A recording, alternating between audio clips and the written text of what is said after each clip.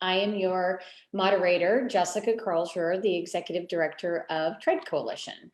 For those of you who aren't familiar with TREAD, the acronym stands for the Texas Real Estate Advocacy Defense Coalition. We are a nonpartisan, member-based organization that educates, advocates for, and defends rural landowners and the communities they live in at the federal, state, and local levels. I've put my contact information in the chat box located on the right-hand side. And also below on that panel, you can submit questions to our panelists in the Q&A section below. And we will address any and all of those questions, permitting time, at the end of our panel discussion. We launched our educational programming, TREAD Talks, a little over a year ago in order to connect landowners, experts, legislators, and the general public on issues affecting rural landowners and their communities across the state. Our programming covers issues like water, conservation, rural health, broadband, eminent domain, education, and the arts, which brings us to tonight's discussion. With us this evening are two wonderful panelists who will be discussing the positive impacts of arts and culture in rural communities. I'll first introduce Heidi Marquez Smith, who is the Executive Director of the Texas Cultural Trust. She is an accomplished nonprofit leader and experienced public servant with both a background leading the state's most respected literary arts organization, the Texas Book Festival, and experience working at the highest levels of government at the White House. As Executive Director of the Texas Book Festival, she oversaw the development, budget, operations, programming, and strategic planning for the organization, raising more than $1 million in annual revenue. Prior to that, she lived and worked in Washington, D.C., where she served as Special Assistant to the President for Cabinet Liaison in the White House. Among other functions, she facilitated meetings between the President and Cabinet Secretaries and served as the primary source of information for the President and senior White House staff on all Cabinet activities. Heidi is a graduate of the University of Texas at Austin, where she earned a Bachelor of Arts in Speech Communications from the College of Communications and a Bachelor of Science in Spanish Language from the College of Liberal Arts. We also have Tiffany Nolan Jehorek, an Executive Director and Curator of Exhibitions for the Longview Museum of Fine Arts, where she secures and oversees the museum's collections and temporary exhibitions. In addition, Tiffany spearheads strategic vision planning, book art exhibitions, curating exhibitions, fundraising, marketing efforts, and is currently in the quiet phase of a $7.6 million capital campaign for the museum. Originally from Beaumont, Texas, Tiffany has made Longview her home for the past 25 years. Passionate about art since her youth, she completed a summer program at Parsons School of Design in New York City after high school. And then she studied radio, television, film, art, and business at TCU. And after graduating, helped produce corporate training and marketing films from conception to completion. Upon moving to Longview in 1996, she joined the Longview Museum of Fine Arts and began taking painting classes. She was then recruited to join the Friends Guild and soon after elected Guild president. During the museum's 50-year anniversary celebrations, she served as LMFA's Board of Trustees president. Tiffany also serves on the Downtown Main Street and Real East Texas Board of Directors and is a Leadership Longview graduate and past member of Zonta International. So thank you both very much for being with us this evening. Thank you, Jessica. So I'll start off with the Texas Cultural Trust. This is an organization that strives to be the leading voice for arts and education, advocacy, and economy impact throughout the state of Texas. So tell me about these key components of the trust and how they affect rural communities. Sure. Do you want me to share my screen just to kind of share what we do? Does that work? Okay. Technology challenges, especially after 2 years of doing this, I think. Can everyone see my screen? Yes. Lovely. So I think just to start off too, and thank you for sharing our mission. We serve the entire state of Texas, and we do that through 6 programs. We have a Young Masters program that recognizes amazing students in 8th through 11th grade from all over the state who want to excel in the fine arts, dance, theater, music, whichever discipline they are seeking to explore, but also as college students. So we provide these scholarships while they are in high school, so they can be competitive in joining a very professional school for their discipline. We give $10,000 scholarships over 2 years for these students. And what's so beautiful is that so many are from the rural community, which is really eye-opening for us to show that there's so many people that want to engage in the arts and that these areas are cultivating incredible creative talent, and it's worth the investment. And that's something that we want to share. And that's something that we want to share with our elected officials. It's important to invest in art and culture. We also have an art access program, with which has some other programs where we try to increase access to the arts for students all over the state.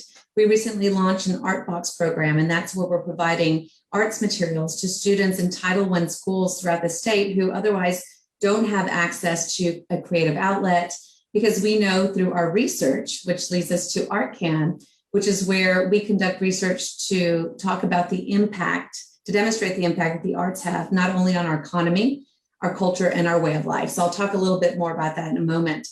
We also have the Texas Medal of Arts Awards, and that is also where we highlight the professional artists. I like to call them the Texas legends that have become American icons. These are individuals who either were born in Texas or have created a large amount of work in Texas and have gone on to do incredible things and to share their talent with the world. And also, most recently, our class of 2019 consisted of 2 Longview graduates. That would be Matthew McConaughey and Brandon Maxwell. Brandon Maxwell is a fashion designer and is going to be he's going to be chairing our 2021 Texas Medal of Arts Awards, which will be taking place in Austin, Texas in October. So there is so much to celebrate in our rural communities. We also have Texas Women for the Arts, and that is our giving circle of women from across the state whose membership dues go back to support arts and culture, especially education, for those students that don't have access. So it increases access to arts education. And we're so pleased that Tiffany, my fellow colleague on this call, is a recipient. Her museum is a recipient of one of these grants. And Jessica, thank you for being a member. Yes. And we also have Partners in the Arts, and that is where we invite the entire state to learn more about our work, learn more about why it's important to invest in the arts, music, film, theater, dance, and so on. But it just supports all of the work we do, because everything that we do is a resource for the entire state. So to answer your question, regardless of what community in, the arts are an economic driver, and it's important that we invest and recognize what the arts can do in every community.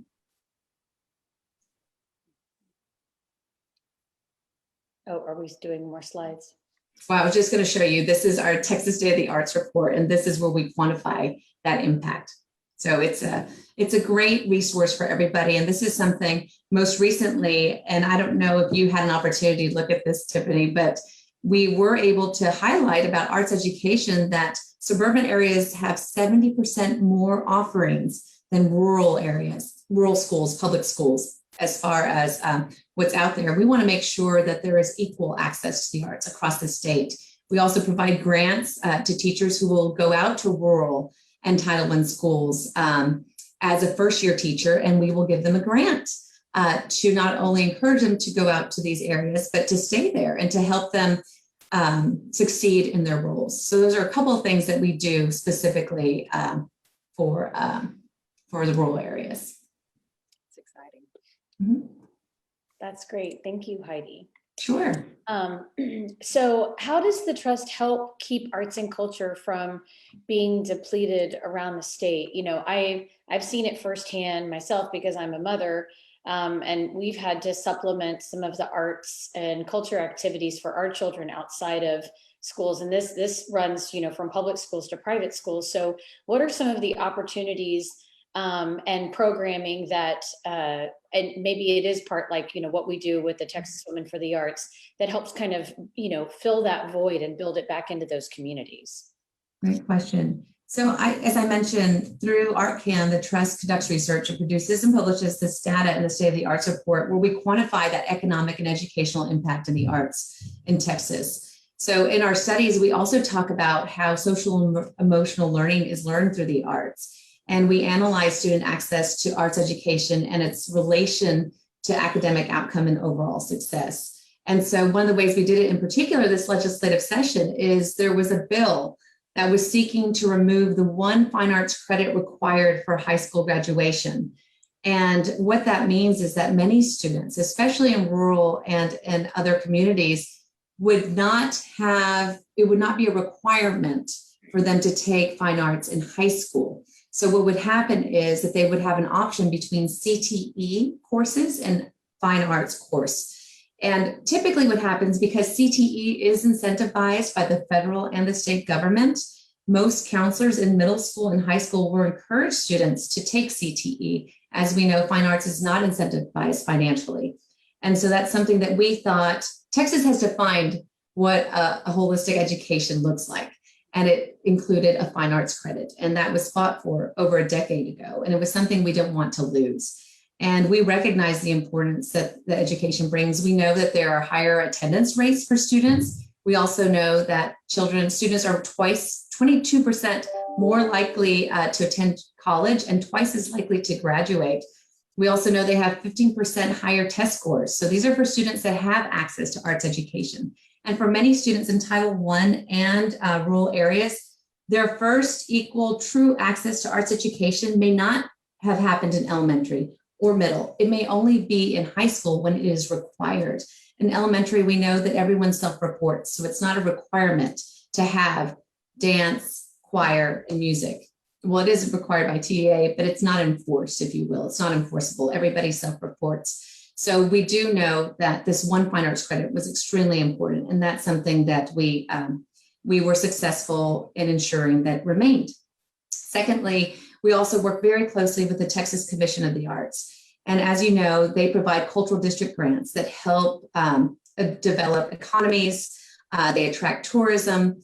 And the budget was originally zeroed out, but we were fortunate enough to have the budget restored to the previous biennium. So we're very pleased with that, because we do know that investments are 2-to-1 return. We know that a $500,000 investment in a cultural district grant return is in excess of $52.3 million. And we have the data to show that in our State of the Arts report.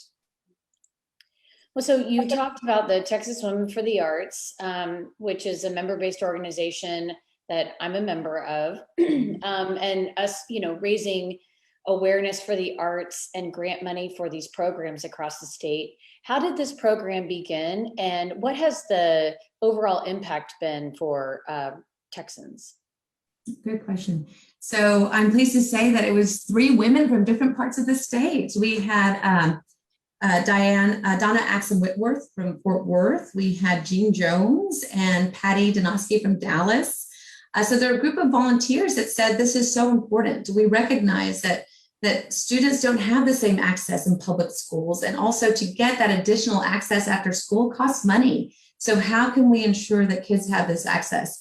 And so many of these organizations have various programs that they offer within their communities. And what's so great about working with one-on-one with these local agencies is they know what their community needs. They know the demographics of their community, so they can program specifically to access and to cater to these young students. So through TWA grants, we fund everything from scholarships for individuals, for students to take art lessons, dance lessons, or to learn more about art history. We did Chalk the Walk in El Paso, which is something that brings families together and communities together. So this is so important. And I did mention in our Texas Women of the Arts annual meeting that during COVID, I was so pleased to share that outside of TCA funding that was received from stimulus funding in the federal government, most agencies received maybe $1,500 from that stimulus funding that you heard come down through NEA, which is not very considerable and cannot sustain an organization.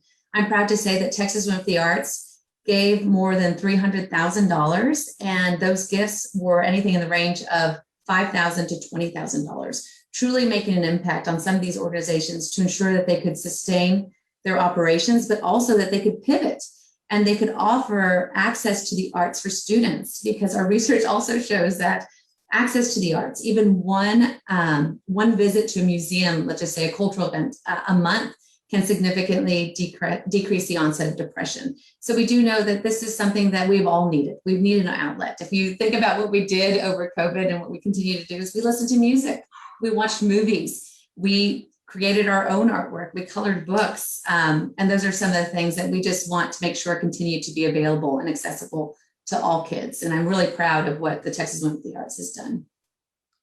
Well, it's interesting that you mentioned that because, I was at the annual meeting in Dallas and it was a fabulous experience. And I'm from Houston, so I don't get to Dallas very often. But what I decided to do when the kids first got out of school was I took them to Houston and we went and explored, and we went to several of the museums. We went to some of the more like installations and the tangible exhibits. And it really opened up a dialogue with them. And it was even tying back to some of the things that they had learned in the school year.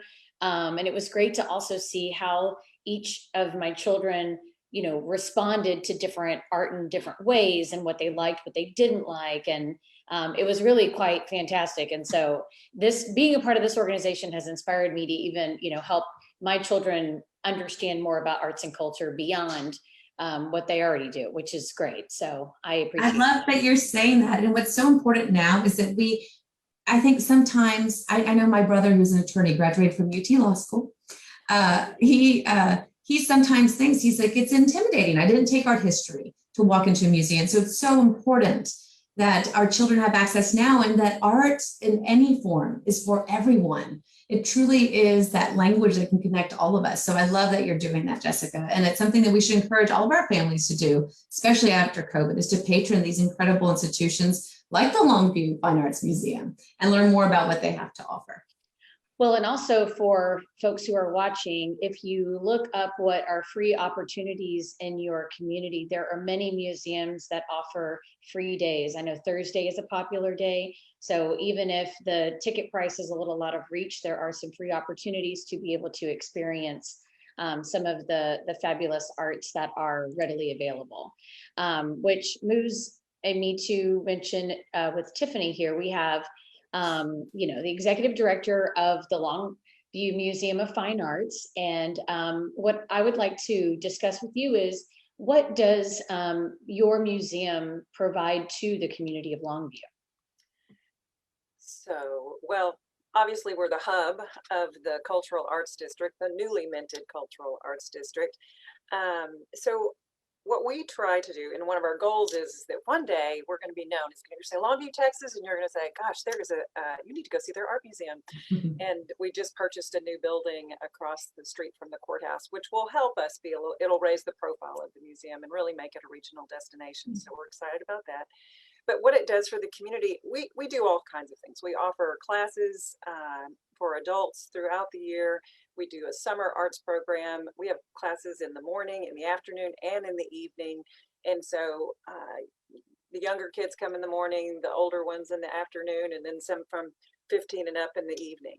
So we also have a student, we've been doing a student invitational for 61 years.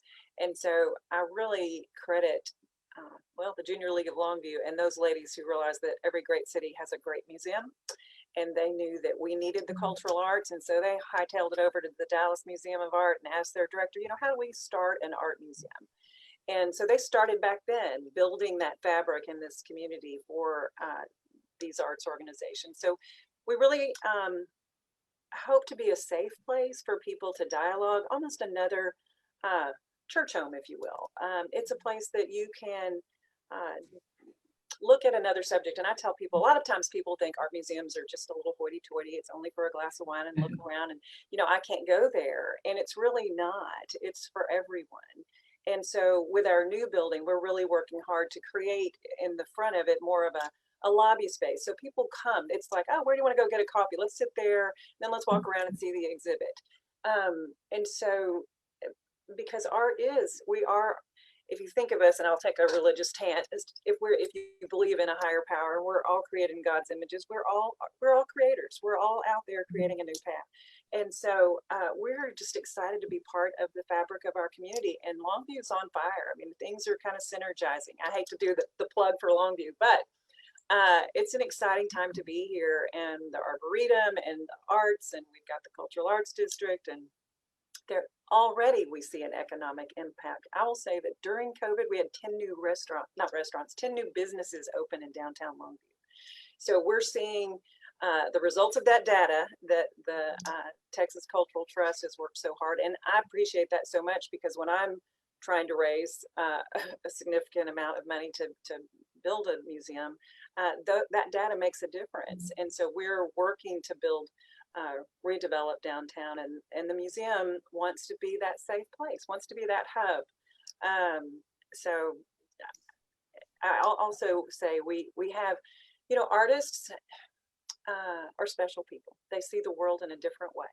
And so sometimes I'll see a painting and I think, well, I wouldn't want to hang that above my fireplace, but wow, they've just showed me something that I didn't know about mental illness or the environment, or they've given a photographic essay that chronicled, we have right now a 30-year photographic essay of the America's first precision drill team, the Rangerettes.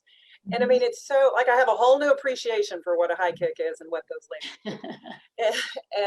But it's an interesting juxtaposition of the gridiron and the grass and the, you know, tough stuff, football. And then you have these beautiful young ladies who are just as disciplined.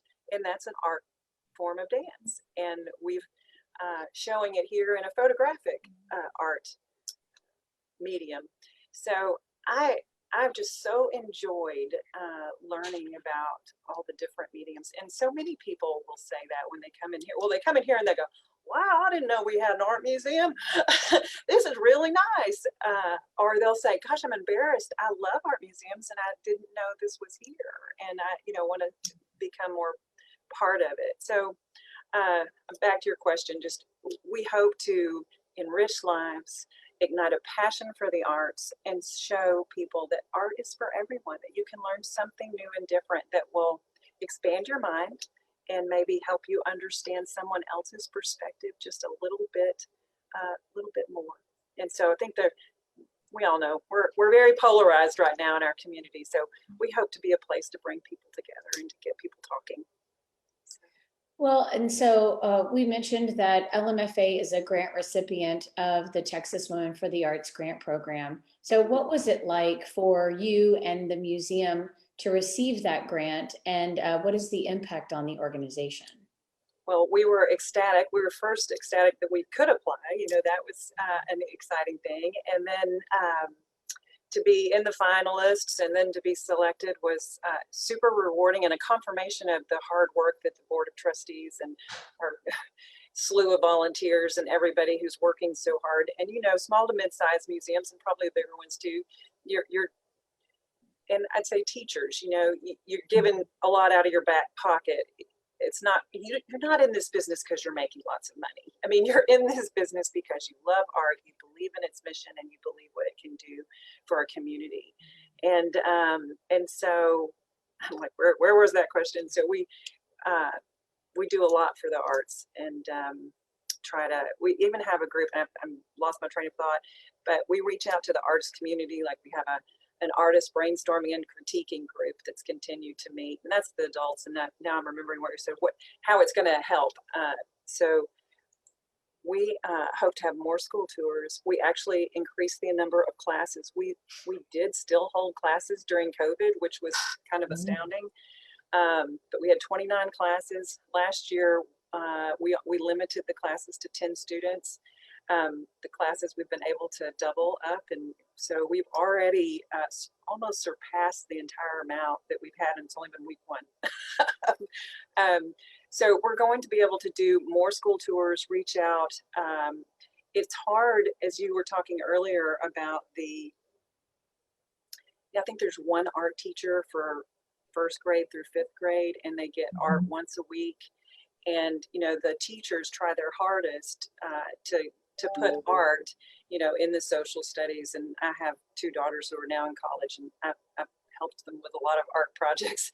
And I love when teachers can incorporate art in science or math or social studies. I think it does help the learning. Arts integration, yes. Arts integration. And I love those statistics about, if you've got an art class, you're likely to graduate more. Or I have a daughter who's dyslexic, and she's a studio art major. So, you know, art it's just so important. And I never can quite understand why they think that should be the first thing to cut. Like that's the fluff, you know, I'm like, you know, the desk and the chair you're sitting on, that had some art involved. If I may, Jessica, do you mind if I speak out of turn? So I think the reason is, I think a lot of people think that to take fine arts education means that you want to be a professional artist, that you either want to be a visual artist or a singer or a dancer or musician. But what we're trying to say is, no, that's not what we're trying to do. We're not necessarily trying to get everybody out in this profession. It's just exposure. The exposure makes that difference. It develops lifelong skills like collaboration, self-esteem, problem solving. And I will tell you, we have a board member who used to be the head counsel for ExxonMobil. And he says that when they had serious problems to look at, you know, from a legal manner, he would go and find that person that, you know, studied art or went to college for art, did something, that attorney, because they would think differently about how to approach the problem and how to solve the problem. So there's a lot of data on this. And that's why I love that you're saying that you're going to use this as a resource. So just to answer your question. Yeah, no, it's so. That's what I think. The reason. I've personally just gotten so much out of being a part of the art museum, being part of the community, learning from all the different, as a curator, I'm always looking for new and different shows to bring in a different segment of the population that might not walk through the door. So we had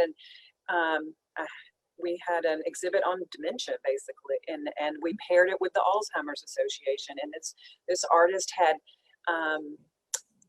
drawn these people's memories. They would talk about it, and so it enabled us all to kind of, you know, have this dialogue about how do you reach out to someone and how do you support that community. And it's a super fun. I highly encourage art careers, and as I have two daughters, I have one who's an international finance major, and I have one who's a studio art major, and she's like, how am I going to get a job? What am I going to do? And I said, you know what?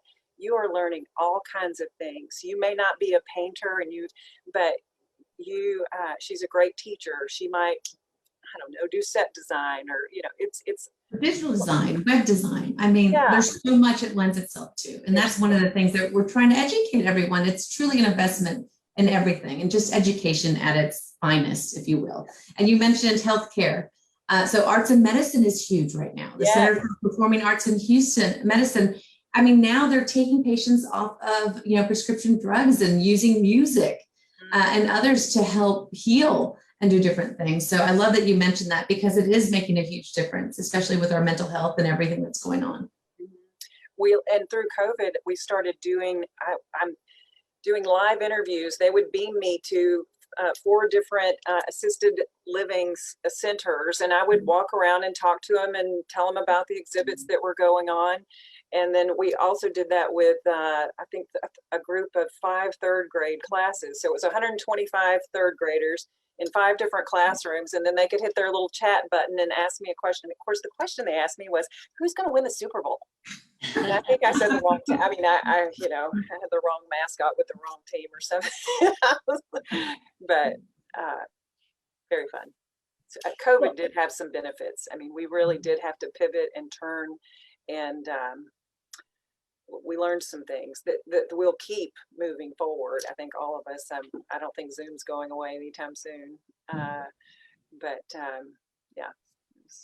Well, so we've talked a little bit about this, but, you know, with what happened with COVID, what everyone around the state, the country, the world experienced, and how that has had an impact on mental health, having access to art, and really what it's done to those artists, the economy, and why it's important to help build those back up in communities, not only from a job perspective, but for people to be able to have access to arts and culture and communities. I'd like for you both to talk to me a little bit more about that. Sure. So as you know, art and culture industry employs about 900,000 Texans. That's 1 in 15 jobs. And they were all shut down. And the arts were the first to close, and they'll be among the last to completely reopen. And when you think about that, the arts and culture economy brings in $6.1 billion a year to the Texas economy. And that number is from 2019. If we look at 2020, it's going to look very different. And that number also does not take into account the residual income that comes in. You mentioned you have new restaurants in probably your cultural area, right, Tiffany? So what happens is if you go to the opera, if you go to a ballet, if you listen to a concert, most likely you might go to dinner before, you might grab a drink, you might hire a babysitter, you might go to a restaurant, or you might do a ride share. And so we do know that when those arts venues and other locations aren't open, it does impact the business around there. But we also know that the arts attract business. We know that we have data that shows that where there is arts and culture, there typically is better education, public education. There's a little bit more access there. And with that comes a lot of companies. I tell a story about when Boeing was looking for their HQ many years ago, and they were looking at Dallas, I believe, and Chicago. Well, obviously they didn't choose Dallas. And one of the reasons, there were many reasons, is that the CEO at the time talked about the lack of access to culture. And this was before they had their cultural district, way before they had, many years before that. They just couldn't see it, because the arts and culture, when you have that in a community, you can attract employees and you can retain employees. People want to be there. And so that kind of access is extremely important. So for our economy and for economic development, when we testified in support of TCA securing the funding, we talked about the importance of these grants. They are going to boost our economy. That's what the arts do. They do. And if we don't invest in what we enjoy today, we may not have it tomorrow. And so it's just important to look at it that way. It really is a resource, and it really has a direct impact on our economy. I don't know that I have much to add to that. I agree with her. Ditto. And then I think the number for gross domestic product is about 50.1 billion of what Texas creates in art and culture. That's pretty big. I think it's significant. Really big. Well, I remember when I moved here 20 years ago, the real estate agent was, and we have this, and the culture, and there's an art museum, and back then it wasn't even what it is today here in Longview. And I think every city, when they're trying to bring you here, it's, oh, we have this and we have the arts, and there's, it's so important for the well-being, and people want to have fun. People want to enjoy life a little bit. You work hard, play hard, and we'd like to give them an opportunity and a place to do so. It's so true. Well, and what about the middle bracket of, you have your young professionals, your newly married, families with children. What is it in terms, because I think a lot of times when you think of the symphony, it's, like your grandmother, or, like you have to bring the kids because they're on a school trip. So what is it like for that middle bracket of folks? And like, are they engaging in the arts? Do they think it's accessible? Are they interested? Kind of talk to me about, what kind of foot traffic some of the arts areas are getting. I think, well, particularly for, as you said, the symphony, and here in Longview, I can see that they are making huge efforts to go into the schools and to even do programming that's more fun, like they're doing a Harry Potter something. There's something, and they're encouraging people to dress up. They did, the Disney. They're pivoting as well and trying to find ways to let people know that music is fun, that the symphony is fun, that it's not just so high level that maybe you might want an elevator music. That this is Star Wars. This is, this can be exciting. And so in our arts groups, they're trying to do a lot more partnering and trying to share those things. So having those groups, perform at an opening reception, or come and do or us talk about their things, cross promote each other. So we're trying to still find better ways to do that, but but I think that just starts and somewhat in the home, but then the school districts and organizations like ours going into the schools, and what the Texas Cultural Trust and the grants allow us to do is, put a trunk box and go into the museum. We might have Van Gogh Go ladies, and they go and, bring it to art and be able to tell the kids in the classroom about it. During the interview that we did where we went to the third graders, we sent ahead a packaged whatever iPad. They all have iPads on their desk, so they were following along and could see the art up close. But then we gave each student a pass to come to the museum with their family, a free pass, bring your kid, hoping that they might get down here.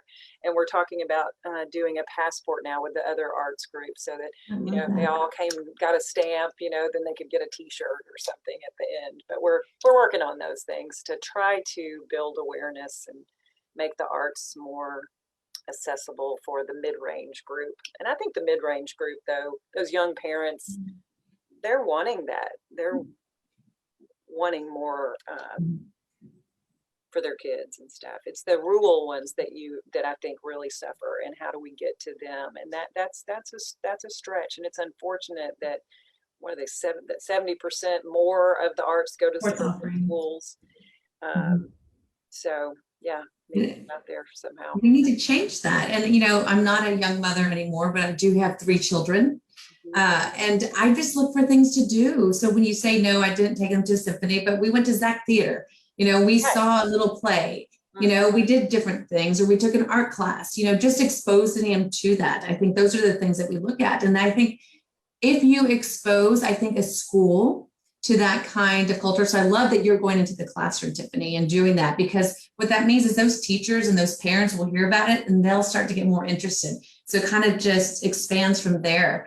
And so I think thank you for Zoom to this. We know now that we can truly reach such a larger audience through the arts with Zoom, where it could be more of a challenge. I would love for every student to have an opportunity to go and listen and see a play and go into a live, music venue or see that, because it's so cathartic. Art is so cathartic. It does so much for your soul.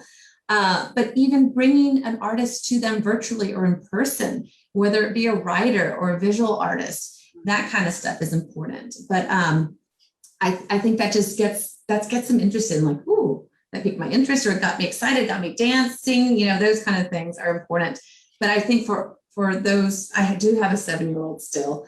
And we just went to, there was a new, in Dripping Springs, Texas, Dreamland. It's called Dreamland, but it's a mini golf place, but it has art exhibits. So you have some art that looks like Basquiat, and we have Wisely and others. And so people have gotten really creative in mixing every medium for entertainment. So I think this summer, we're hoping to take a lot of different road trips to different places. So we'll head down to Longview and see what's going on there. But I think one of the things that we want to do as a trust too is specifically is, we can get in our car, we can drive anywhere. And Texas has so much different terrain all over the state, is that we want to encourage people to go to these cultural districts in these rural areas and find out what's happening.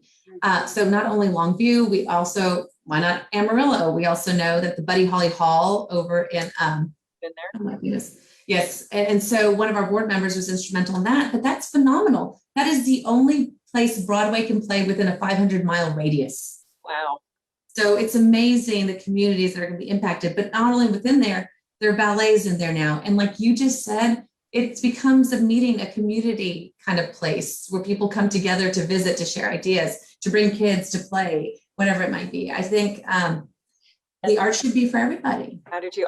And a shout out just to the Texas art community and the TAM, Texas Association of Museums, because I know some other states I don't think they have. I've talked to some other directors in some other states, and Texas has a great community of, I've learned so much through Texas Association of Museums and through Glass Tire and all the things that go out.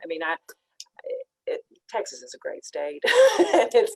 So much to be proud of. We have so much to be proud of, and really all of our little towns are developing and growing and working together, and it's just nice. It's really nice to see that happening. And I before I got involved in this, I didn't realize, part of a director's role is to get to know all those other directors, and I wear a lot of hats, and so I'm glad that we're going to get to start seeing in person and maybe get to attend some more of those events. But it's neat to learn from each other and see what the other arts groups are doing.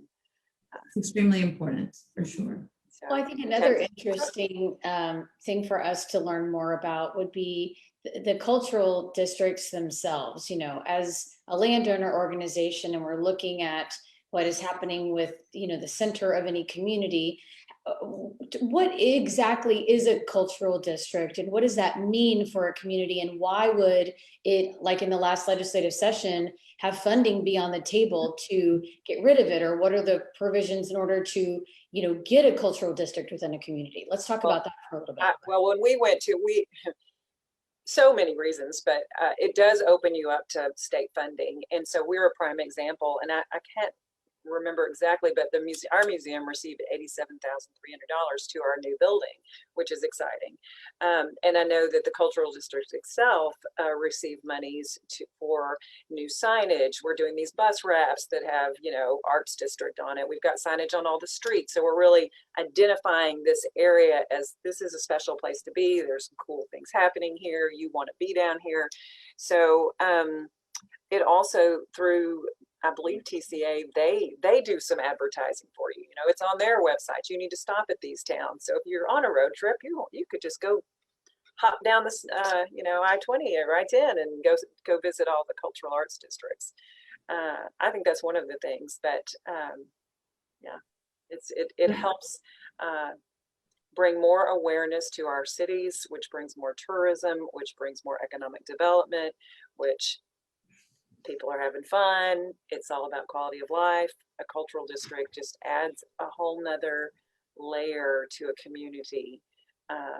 Tiffany, I'd love for you to be one of our surrogate speakers. And I'd love for you to come to next session, maybe even special session. No, and talk about the cultural district. So there's 48 TCA designated cultural districts in 38 different cities across Texas. So in 2005, that's when TCA was commissioned to say, we can designate an area as a cultural district. And as you just said, I mean, you touched on every talking point. They revitalize communities, they're economic drivers, they bring tourists, and tourism is a phenomenal industry for Texas. And 1 out of 4 tourists are leisure and art cultural tourists. And that's what they do. And so without this investment, the only time you are able to receive that $87,000 grant is when the TCA is funded by our legislature. So that's why it's so important to remind our wonderful elected officials that this investment makes a huge difference. And without that, there's so many areas that could not develop in so many different ways because it is an investment. And as I mentioned, the investment is insane. I mean, we have some studies that showed, I think we titled it was a $542,000 investment that was made in 2019, I believe. And the return, the actual economic activity was over $52 million. I mean, it's just amazing what this investment can do. And it really is not a lot of money. So $15 million is what TCA will receive for cultural district funding. And it's not significant if you look at the entire budget, but it makes such a difference. And it's a huge quality investment. of life. It is a quality of life. And especially for these rural communities, if you look and see where they are, that's where they are. And like you said, they create signage to show the designated area and they advertise. So something that's extremely important. Totally agree. And that's just really interesting to me, going back to what we started talking about, that, why is arts and culture always one of the first budget items to cut when if data and proof shows that it is such an economic driver, but also has all of these other positives for communities, it just blows my mind. So it's a lack of awareness or understanding. It takes all of us getting out there and talking about it because we forget about it. We get into our car, we turn on the music and we just listen. It's for free. You go to a restaurant, there's art on the wall. So you just assume it's always going to be there. You don't think that, oh, wait, film, actors, TV, I know all of it, that it's just always going to be there. And it's not, it truly isn't. As you were saying, your daughter's saying, how can I live and truly do this? And something that's such a precious commodity and such a treasure for us, we need to recognize that it's valuable. And this is for many people, this is their income, this is their life, and invest in that. So if you want a muralist to come to your community, don't ask them to donate their work. Right. And we hear a lot of that. You have big corporations that have asked artists to say, would you mind doing this? And what's your best deal that you can, and you're thinking this is a huge corporation. So we've heard stories and I've read articles on this, but it's just recognizing that this is their livelihood and this is what we love and makes our lives so much more vibrant. Mm-hmm.